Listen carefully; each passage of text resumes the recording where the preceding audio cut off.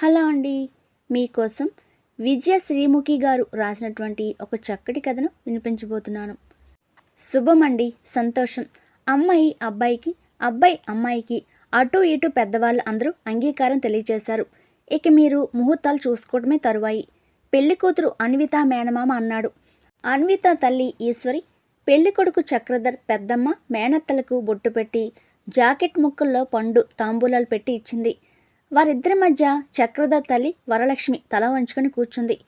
Aunty గారు, అమ్మకు కూడా బొట్టు పెట్టండి. పెళ్లి కొడుకు చక్రధర్ ఈశ్వర్ని చూసి చెప్పాడు. అయ్యో, ఆమె విధవ కదా, ఈ శుభ సమయంలో ఆమెకు బొట్టు పెట్టకూడదు బాబు, అశుభం చెప్పింది కంగారుగా అంది ఈశ్వరి. పర్వాలేదండి, ఆమెకు బొట్టు పెట్టినంత మాత్రాన ఏ అమంగళం జరగదు. పెట్టకపోతే జరగవలసిన అనర్థం జరగకుండానూ ఆగదు అన్నాడు. చక్రి, నువ్వు ఆగు నాన్న. పర్వాలేదండి, మీరు కానివ్వండి.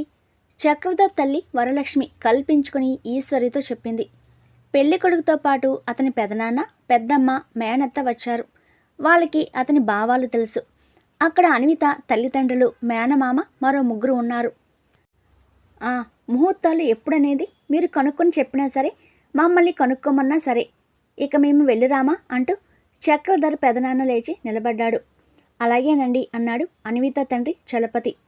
వెళ్దాం, కూర్చోండి పెదనాన్న. 2 మాటలు మాట్లాడతాను అంకుల్ అన్నాడు చక్రధర్. అలాగే బాబు. అమ్మ అన్విత, బాబు ఏదో మాట్లాడతాట, అలా వెళ్ళు చెప్పాడు చలపతి. నెమ్మదిగా తలూపి ముందుకు కదిలింది అన్విత. ఆహాహా, అన్విత గారితో కాదండి, ఆంటీ గారితో అన్నాడు చక్రధర్. ఆగింది అన్విత. నాతోనా? ఏమిటి బాబు అడిగింది ఈశ్వరి. అవునా ఆంటీ గారు చెప్పాడు చక్రధర్. కూర్చున్నాక మాట్లాడుకోవచ్చు, కూర్చోండి అందరితో అన్నాడు అన్విత మేనమామ. నాకు అనిపించినవి, నాకు నచ్చనివి చెబుతాను.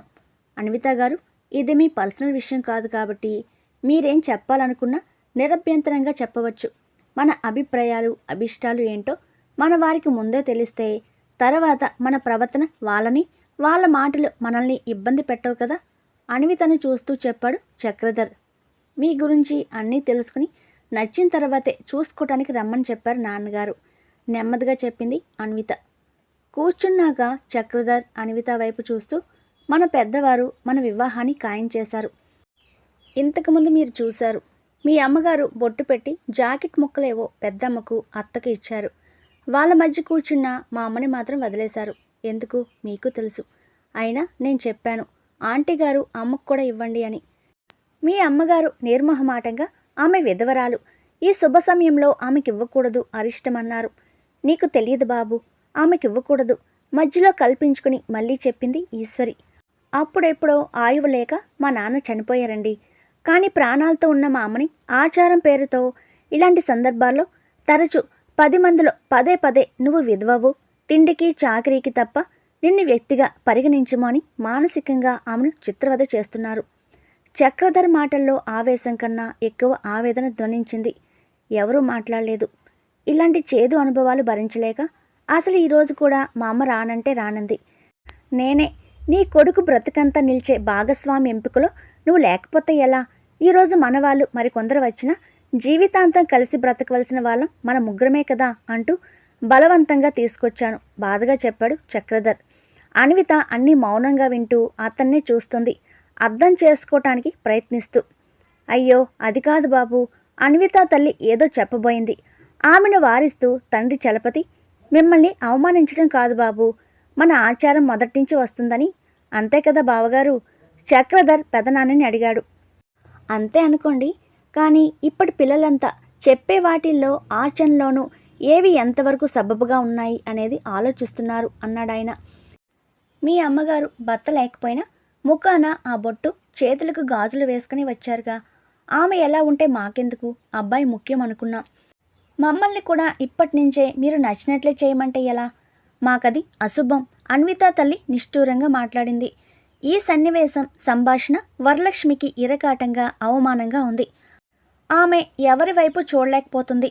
అదంతా వదిలేయండి చక్రి, నా మాట విన్నాన్నా, తర్వాత విషయం చూద్దామంది. అందరి కళ్ళు చక్రధర్ వైపు చూశాయి. అంతలో అన్విత కల్పించుకుని, లేదండి, వారిని చెప్పనివ్వండి, మీ ఆలోచనలు చెప్పండి వరలక్ష్మిని వారిస్తూ చక్రధర్ వైపు చూసి అన్నది. చక్రధర్ కొద్దిసేపు మౌనంగా ఉండిపోయాడు. తలెత్తి ఎదురుగానే కుర్చీలో కూర్చున్న అన్విత మేనమామను చూసి నెమ్మదిగా చెప్పసాగాడు. అంకుల్, ఈ విషయం మాట పట్టింపు కోసమో మరెందుకో కాదండి. దయచేసి నేను చెప్పేది సహృదయంతో ఆలోచించండి అన్నాడు. చక్రధర్ వైపు చెప్పమన్నట్లుగా చూశాడాయన. అందరూ అతడు ఏం చెప్తాడోనని ఆసక్తిగా చూస్తున్నారు. ఈశ్వరి నిలబడి ఉండటం చూసి, మీరు కూర్చోండి ఆంటీ అన్నాడు చక్రధర్. పర్వాలేదు చెప్పండి అంది ఈశ్వరి. ఆమెలో అసహనమో అసంతృప్తో దాగలేకపోతుంది. నెమ్మదిగా స్పష్టంగా చెప్పసాగాడు చక్రధర్. నాన్న ఆరోగ్యం బాగాలేదు. ఎన్నో హాస్పిటల్స్ తిరిగి వైద్యం చేయించాం. రాత్రింబవళ్ళు అమ్మ ఆయనకు సేవ చేస్తూనే ఉండేది. అయినా నాన్న కాలం చేశారు. ఆయన లేకపోవటం మా అందరికంటే నష్టము, కష్టం, బాధ, ఒంటరితనం మా అమ్మకే ఎక్కువ. కాదంటారా అడిగాడు అందర్నీ చూసి. అయ్యో, ఎలా కాదంటాం బాబు, చలపతి అన్నాడు. మిగతా తలలు ఊగాయి. నెలల తరబడి నాన్నని మరువలేక ఏడ్చింది. తన చుట్టూ ఉన్న జనంలో కలిస్తే ఆ బాధ కొంతైనా మర్చిపోవచ్చు. కానీ మన జనమున్నారే, ప్రతి నిమిషం నీ మొగుడు చచ్చాడు, నీవొక విధవవి, నీవో పెద్ద దరిద్రాన్వి, శుభాల్లో సంతోషాల్లో నీవు కనిపించకూడదు అన్నట్లు వెలివేస్తుంటే ఆ వ్యక్తి మానసిక వ్యధను ఊహించగలరా అడిగాడు. అసలు ఆమె చేసిన నేరమేమిటి? భర్తనేమైనా గొడ్డలు పెట్టి నరుకో, కత్తితో పొడిచో ఆమె ఆయన్ని చంపేసిందా? ఆయువు మూడి ఆయన పోతే ఆమెనెందుకండి వేలితో వెలివేస్తున్నారు? అబ్బే, వెలివేయటం కాదయ్యా, భర్తలేని స్త్రీకి పసుపు కుంకాలు నిషేధమని మన ఆచారమే చెప్పింది కదా, అంతే తప్ప అమ్మగారినేదో అవమానించాలనే ఉద్దేశం కాదయ్యా అన్విత మేనమామ సర్దుబాటుగా చెప్పాడు చక్రధర్కి. ఆచారాలు, సాంప్రదాయాలు మానవ మనుగడ సుఖశాంతులతో గడిపేలా ఉండాలి. హింసిస్తూ, అవమానిస్తూ, వేర్పాటు విధిస్తూ ఉంటే ఎలా? అలా అని కాదు, ఒకప్పుడు బాల్య వివాహాలు ఉండేవి. పెద్ద వయసులోని భర్త పోతే ఆ యువతి పూలు, పసుపు, కుంకుమ అలంకరణతో పచ్చగా ఆకర్షణీయంగా ఉంటే వయసు వేడిలో కొందరిలో మనోవికారాలు కలగవచ్చని, వాటి వలన పరువు, మర్యాదలు, బంధుత్వాలన్నీ నాశనమవుతాయని ఆలోచించి పెట్టారు. పూర్వం నుండి వస్తున్నదే చెప్పాడాయన. వాళ్ళ మాటలను మిగతా వాళ్ళు వింటున్నారు. అప్పటి పరిస్థితులవి. ఇప్పుడు ఆ స్థితి లేదు. అయినా జనం అన్నీ అలా సాంప్రదాయబద్ధంగానే ఆచరిస్తున్నారా? కన్నవాళ్ళను అనాథాశ్రమాలకు తరలించే ఆచారం అప్పట్లో ఉందా? యుద్ధాలు, సామ్రాజ్యాలు లేకపోయినా చిన్న చిన్న వాటికే పొడుచుకొని నరుక్కు చచ్చే సాంప్రదాయాలున్నాయా? వేషభాషలు, నేటి అలవాట్లు జరిగే సామాజిక దుష్ట కృత్యాలన్నీ ఆచారం ప్రకారమే నడుస్తున్నాయా అడిగాడు చక్రధర్. మీరిలా అడ్డంగా వాదిస్తే ఏం చెప్తాం చెప్పండి? అందరం ఇలాగే అనుకుని ఆచారాల్ని తొంగలో తొక్కితే జాతి భ్రష్టు పట్టిపోదా? మన దేశ గౌరవం మంట కలిసిపోదా? మరొక ఆయన అడిగాడు. మన జాతి భ్రష్టు పట్టిపోకుండా, దేశ గౌరవం మంట కలిసిపోకుండా ఉండాలంటే ఆచారం అనే పేరుతో మనం చెప్పేవని అవమానకరంగా ఉన్న స్త్రీలు ఏడుస్తూ మోయాలా? వాళ్ళు అవి మోస్తూ మనకు కీర్తి ప్రతిష్టలను సంపాదించి పెట్టాలా? మరి మనం ఏమిటంకుల్, మనకెలాంటి నియమాలు ఏమీ ఉండవా? మన పరువు, ప్రతిష్ట స్త్రీలపైనే ఆధారపడ్డాయని మనము భ్రమిస్తూ సంబరపడదామా అడిగాడు చక్రధర్. మీలాంటి కుర్రాళ్లతో వాదించలేం, కానీ మనం చెప్పినా ఎంతమంది వింటున్నారు చెప్పండి? నేటి ఆడపిల్లలు ఎలా బరి తెగించి తిరుగుతూ ఉన్నారో మీరు చూస్తూనే ఉన్నారుగా అన్నాడాయన. అవును, బంధనాలు ఉన్నప్పుడే తెంచుకోవటం, తెగించటం లాంటివి సంభవిస్తాయి. వెంటనే జవాబు ఇచ్చాడు చక్రధర్. అందరూ కొంతసేపు నిశ్శబ్దంగా ఉండిపోయారు. మీరేదో అనుకుంటున్నారు, కానీ భర్త పోగానే అలా ఉండటం ఆడవాళ్ళకు అలవాటైపోయిందిలే, కొత్తగా బాధపడాల్సిందేముంది అంది ఈశ్వరి. అమ్మా, ఆందోళనగా వారించింది అన్విత. మీరాగండి, చిరునవ్వుతో అన్వితతో అని ఈశ్వరి వైపు చూస్తూ చెప్పసాగాడు చక్రధర్. ఆంటీ, మగవారి కంటే ఎక్కువగా భస్మాసుర హస్తంలో మారి మీ వాళ్ళని మీరే మీ చేతులారా హింసించుకుంటున్నారు. మీకు తెలీదాంటీ, నాన్నగారు పోయిన 11వ రోజున అమ్మని అలంకరించి బలిచ్చే జంతువులా తయారు చేసి అందరికీ చూపిస్తూ మళ్ళీ అవన్నీ లాగేస్తుంటే నేరం చేయని అమ్మకి శిక్ష వేస్తున్నట్లు అనిపించింది. మరుక్షణం నుంచి అమ్మని చూస్తే అపశకునంగా భావిస్తారని తెలిసి తట్టుకోలేక నేనే ఆ చర్యని వద్దని అడ్డుకున్నాను ఆగాడు చక్రధర్. చుట్టూ నిశ్శబ్దం నిండుకుంది.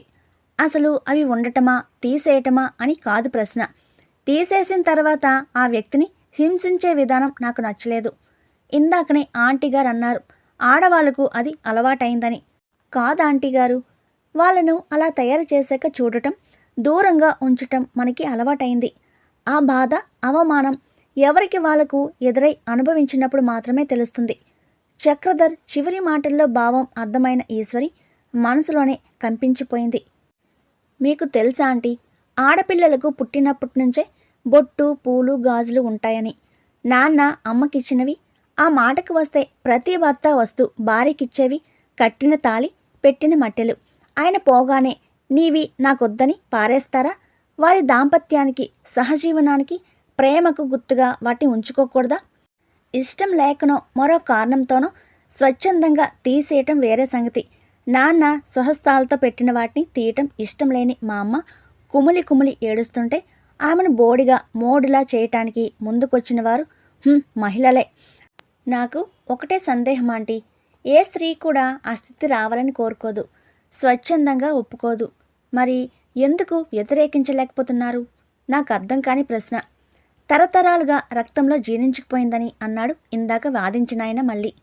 అతి చిన్న ఈ మానవ జీవితంలో శ్రేయస్సును, సంతోషాన్నిచ్చే మార్పులు కూడవంటారా? క్షణమాగాడు చక్రధర్. తనకి ప్రక్కనే కూర్చున్న అన్విత మేనమామతో చెప్పసాగాడు. అంకుల్, స్త్రీలకు నుదుట బొట్టు, పాదాలకు పసుపు, చేతులకు గాజుల పరమార్థం ఏమిటో కూడా మనకి ఆ పెద్దలే చెప్పారు కదండి. ఆజ్ఞ చక్రాంతలారస్త కనుబొమ్మల మధ్య నుండి స్థానంలో బొట్టును ధరించడం చేత అక్కడి గ్రంథులు చైతన్యవంతం అవుతాయని, సదా నేల నంటి పెట్టుకుని ఉండే పాదాలకు పూసే పసుపు పాదాల రక్షణకు ఆరోగ్య ప్రదాయనిగా పనిచేస్తుందని మనం వింటూనే ఉన్నాం. మగవారు కూడా బొట్టు పెట్టుకోవటం మనం చూస్తున్నాం కదండి. ఏం స్త్రీలకు ఆ చైతన్యం, ఆరోగ్యం అక్కర్లేదా? చాలాసేపు ఎవరు మాట్లాడలేదు. బాబు, నువ్వు చెప్పేవన్నీ నిజమేననిపిస్తుంది. మరెందుకో ఇలా ఆలోచించలేదు అన్నాడు అన్విత తండ్రి చలపతి. సారీ అంకుల్, అమ్మకు పెట్టనంత మాత్రాన వచ్చే నష్టం, ఒరిగే లాభం ఏం లేదు. కేవలం నేను అమ్మ గురించే మాట్లాడడం లేదు, ఆ అవమానం ఎదుర్కొనే వారందరి గురించి. వారి అవమానం మనం ఎందుకు అర్థం చేసుకోవటం లేదని. లోపలికి ఎప్పుడు వెళ్ళిందో ఈశ్వరి ఆమె చేతుల్లో కుంకుమ, పండు, తాంబూలం తీసుకువచ్చింది. వరలక్ష్మి దగ్గరికి వెళ్ళి అమ్మకు బొట్టు పెట్టి చేతుల్లో పెడుతూ, మీరు ఏమనుకోకండి వదన గారు, మిమ్మల్ని తేడాగా చూడాలని కాదండి. బాబు మాటలు విన్నాక మన మనసు గురించి మగబిడ్డ ఆలోచించాడు గాని మనం ఎందుకు ఆలోచించలేకపోయాం అనిపించింది. వాళ్ళ వరకు వస్తే గాని తెలియదనే మాటతో భయపడ్డాను సుమి, చెప్పింది ఈశ్వరి. అయ్యో పర్వాలేదండి. వరలక్ష్మి బిడియంగా నవ్వుతూ ఈశ్వరి చేతిని మృదువుగా నొక్కింది. అప్పటి వరకు గుట్టుగా చక్రధర్ని నిశ్చితంగా చూస్తూ అతన్ని అంచనా వేసుకుంటున్న అన్విత, మీరు చెప్పవలసినవి, అడగవలసినవి, మీకు అభ్యంతరాలు ఏమైనా ఉన్నాయండి? చక్రధర్ తన్నే అడగటం చూసి తత్తరపడింది ఆమె. ఏం లేవు కానీ ఆగింది. కానీ అడిగేయండి, నవ్వాడు చిన్నగా. మీ భావాలకు నిజంగా మెల్లగా అంటూనే తల వంచి చేతులు జోడించింది మనస్ఫూర్తిగా. పెద్దవాళ్ళందరి పెదవులపై చిరునవ్వుల హేళ. కొన్ని పద్ధతులు తమ చేతుల్లో నుంచి జారి ఈ పిల్లల నిర్ణయాల్లోనికి వెళ్ళిపోతాయని చక్రధర్ మాటలు విన్నాక అర్థమైపోయింది. కాదని శాసించినా చెప్పిందలా చేయటానికి వాళ్ళని చిన్నపిల్లలు కాదు, చదువు, సంస్కారం ఉంది. ఏది ఎందుకు, ఏమిటి అని ప్రశ్నించగల పరిణతి తెలిసిన యువతరం వీళ్ళది.